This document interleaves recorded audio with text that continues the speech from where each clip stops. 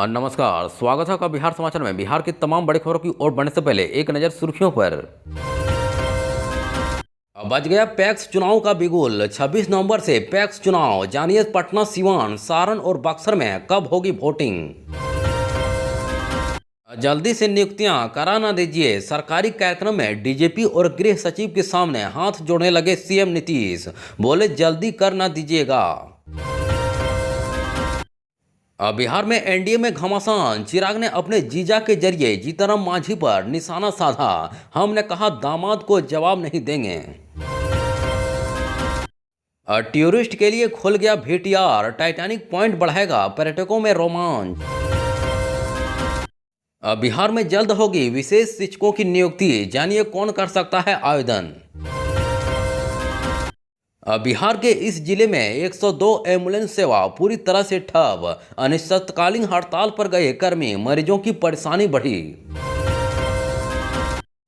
नहीं रुकेगी केंद्र मंत्री गिरिराज सिंह की यात्रा। पप्पू की चेतावनी पर कहा लाश पर नहीं बल्कि जिंदा लोगों की छाती से होकर जाएगा। मुख्यमंत्री नीतीश कुमार ने बुलाई एनडीए की बड़ी बैठक। सीएम आवास में 28 अक्टूबर को मीटिंग।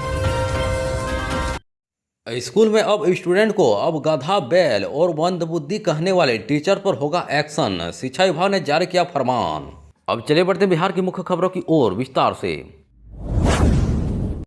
इस वक्त की बड़ी खबर पटना से आ रही है, जहां बिहार में पैक्स चुनाव के लिए बिगुल बज गया है। वहीं बिहार राज्य निर्वाचन पदाधिकारी ने इसकी अधिसूचना जारी कर दी है। इसके साथ ही पहले चरण का मतदान 26 नवंबर और अंतिम चरण का मतदान 3 दिसंबर को होगा।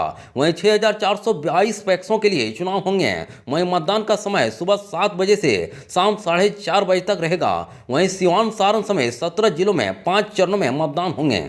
दरअसल राज्य निर्वाचन आयोग की तरफ से यह जानकारी दी गई कि इस बार उग्रवाद प्रभावित क्षेत्रों में अपराह्न 3 बजे से वोट डाले जाएंगे। वहीं 11 जिले में 4, 5 जिले में 3 और शेष 5 जिले में 2 चरण में वोट डाले जाएंगे। वहीं प्रथम चरण में 1608 और दूसरे में 740 और तीसरे में 1659 और चौथे में 1137 और पांचवें में 1278 पैक्सों में चुनाव कराए जाएंगे। दरअसल पैक्स चुनाव के लिए मतदान 5 चरणों में 26 नवंबर, 27 नवंबर और 29 नवंबर और 1 दिसंबर और 3 दिसंबर को होंगे। वहीं पहले चरण के लिए नामांकन 11 से 13 नवंबर तक और दूसरे चरण के लिए 13 से 16 नवंबर तक। वहीं तीसरे चरण के लिए 16 से 18 नवंबर तक और चौथे चरण के लिए 17 से 18 नवंबर तक और पांचवें चरण के लिए 19 से 21 नवंबर तक किए जाएंगे। इस वक्त की बड़ी खबर, बिहार में एनडीए के घटक दलों के बीच किस तरह का घमासान मचा है, इसकी बानगी आज देखने को मिल गई है। वहीं लोजपा रामविलास के अध्यक्ष चिराग पासवान के सांसद जीजा अरुण भारती ने खुले तौर पर जीतनराम मांझी पर हमला बोला।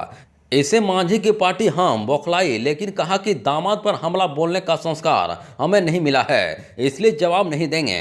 वहीं एलजेपी रामविलास और हम के बीच टकराव से बिहार में 4 सीटों पर हो रही उपचुनाव में एनडीए की एकता की भी पोल खुल गई है। दरअसल चिराग पासवान ने जीतनराम मांझी पर अपने जीजा के जरिए हमला किया। वहीं जीतनराम मांझी ने कहा कि गया की इमामगंज सीट पर हो रहे उपचुनाव में अपनी बहू दीपा मांझी को उम्मीदवार बनाया। वहीं मांझी ने आज अपनी बहू को चुनाव का सिंबल दिया। इसकी तस्वीर भी जारी की गई।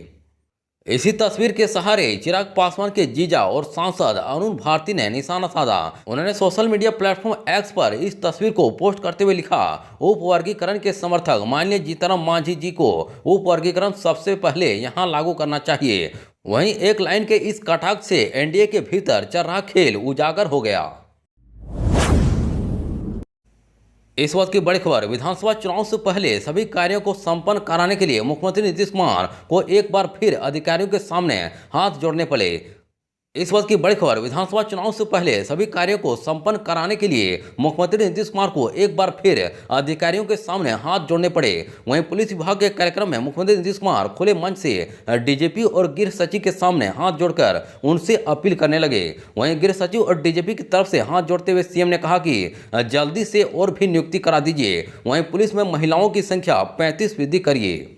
दरअसल बिहार में विधानसभा चुनाव को अब कुछ ही समय शेष रह चुका है। ऐसे में मुख्यमंत्री नीतीश कुमार जनता से किए गए अपने वादे को हर हाल में पूरा कर लेना चाहते हैं। उनका मानना है कि जनता से जो वादा किया था उसे पूरा करने के बाद ही उनके सामने वोट मांगने जाएंगे। यही वजह है कि मुख्यमंत्री विधानसभा चुनाव से पहले सभी अधूरे कामों को पूरा करना चाहते हैं, चाहे इसके लिए उन्हें अधिकारियों के सामने हाथ ही क्यों ना जोड़ना पड़े।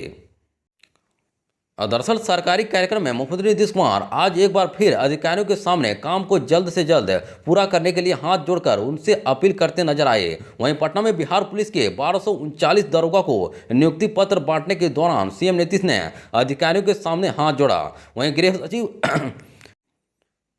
गृह सचिव और डीजीपी की तरफ से हाथ जोड़ते हुए कहा कि जल्दी से और भी नियुक्ति करा दीजिए। वहीं पुलिस में महिलाओं की संख्या 35% करिए। इस वक्त की बड़ी खबर पटना से आ रही है, जहां बिहार में अब युवाओं के लिए अच्छी खबर है। वहीं अब सूबे के अंदर जल्द ही विशेष शिक्षकों की नियुक्ति होनी है। इसको लेकर शिक्षा विभाग ने इसकी पूरी तैयारी कर ली है। वहीं इन पदों का रोस्टर जिलों से विभाग को प्राप्त हो चुका है और वहीं अब सामान्य प्रशासन विभाग को इसकी अधिसूचना भेजी जाएगी, जिसके माध्यम से यह बिहार लोक सेवा आयोग यानी कि बीपीएससी के पास पहुंचेगा। इसके बाद बीपीएससी द्वारा विज्ञापन जारी कर योग्य उम्मीदवारों से आवेदन प्राप्त किए जाएंगे। दरअसल राज्य के विभिन्न जिलों में विशेष जरूरत वाले बच्चों को पढ़ाने के लिए इन शिक्षकों की नियुक्ति की जा रही है। वहीं बीपीएससी के माध्यम से ही इन शिक्षकों का चयन किया जाएगा। वहीं ये सभी शिक्षक दिव्यांग बच्चों को पढ़ाने में दक्ष होंगे। इनमें प्राथमिक यानी कक्षा 1 से 5 विद्यालय में 5534 और मध्य विद्यालय में कक्षा 6 से 8 में 1745 पदों पर नियुक्ति की जाएगी। वहीं विशेष शिक्षकों की नियुक्ति के लिए पूर्व में ही शिक्षक पात्रता परीक्षा आयोजित हुई थी। वहीं इस पात्रता परीक्षा में उत्तीर्ण अभ्यर्थी ही इन पदों पर नियुक्ति के लिए आवेदन दे सकेंगे। वहीं इस संबंध में पदाधिकारी बताते हैं कि कुल 9 तरह के विशेष आवश्यकता वाले बच्चों को पढ़ाने के लिए इन शिक्षकों की नियुक्ति की जा रही है। इस वक्त की बड़ी खबर नवादा से आ रही है, जहां नवादा में आज से 102 एम्बुलेंस की सेवा पूरी तरह से ठप हो गई है। वहीं सभी एम्बुलेंस कर्मी अनिश्चितकालीन हड़ताल पर चले गए हैं। वहीं सदर अस्पताल स्थित डीएचएस कार्यालय के पास कुल 160 एम्बुलेंस कर्मी बैठ गए हैं, जिससे एम्बुलेंस ड्राइवर ईएमटी शामिल है। दरअसल जिले में कुल 40 एम्बुलेंस की सेवा आज से ठप कर दी गई है। वहीं अलग अलग पीएचसी यानी कि अनुमंडलीय एवं सदर अस्पताल में एम्बुलेंस खड़ी है। वहीं हड़ताल के पीछे की वजह 4 माह का वेतन भुगतान है और इसके अलावे एम्बुलेंस चालकों की 6 सूत्री मांग है, जिसको लेकर वे सभी आज से एम्बुलेंस की सेवा को ठप कर दिया है।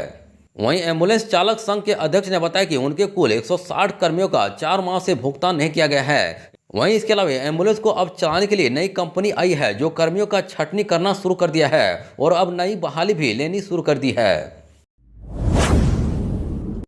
इस वक्त की बड़ी खबर सीवान से आ रही है, जहां बिहार के सीवान में गोरखपुर से हटिया जा रही एक्सप्रेस ट्रेन में भगदड़ हुई।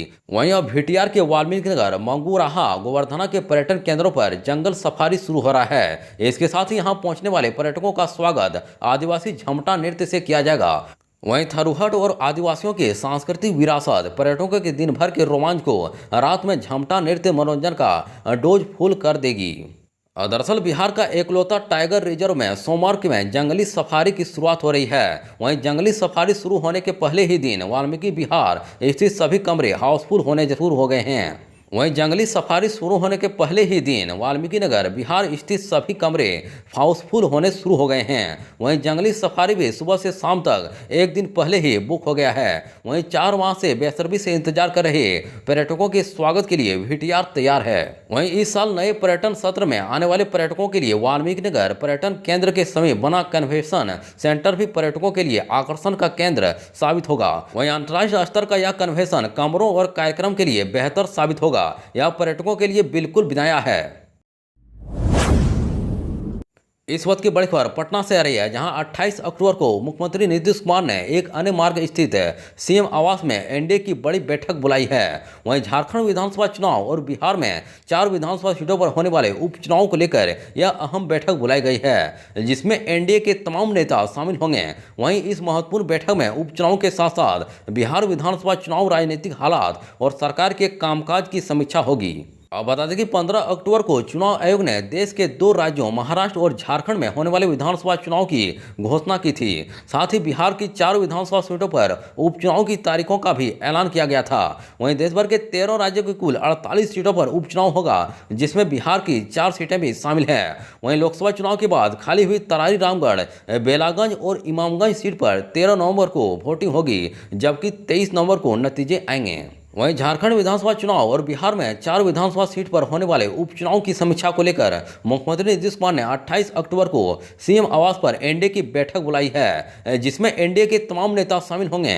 वहीं बैठक में झारखंड विधानसभा चुनाव और बिहार उपचुनाव को लेकर भी एनडीए के नेताओं के बीच चर्चा होगी। वहीं इस महत्वपूर्ण बैठक में उपचुनाव के साथ साथ बिहार विधानसभा चुनाव, राजनीतिक हालात और सरकार के कामकाज की समीक्षा होगी।